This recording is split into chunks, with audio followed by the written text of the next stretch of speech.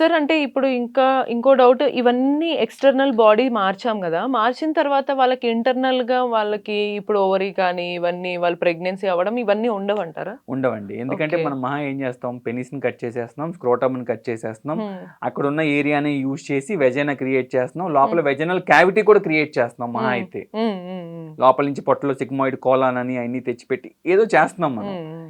ఇంత చేయగలుగుతున్నాం గానీ we cannot go against nature. Right.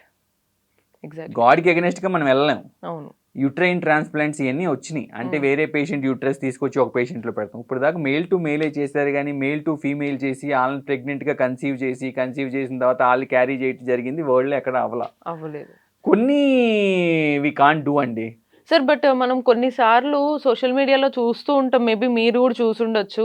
Male, female ఇట్లా ఫోటో షూట్స్ దిగినప్పుడు అవతల ట్రాన్స్‌జెండర్ ఉన్నప్పుడే దే ఆర్ ప్రెగ్నెంట్ అనే ఫోటో షూట్స్ చేస్తారు గదా! Pre pregnant photo shoots. అప్పుడు చూస్తుంటాం గదా! సో, అది ఎట్లా పాసిబుల్ అవుతదా?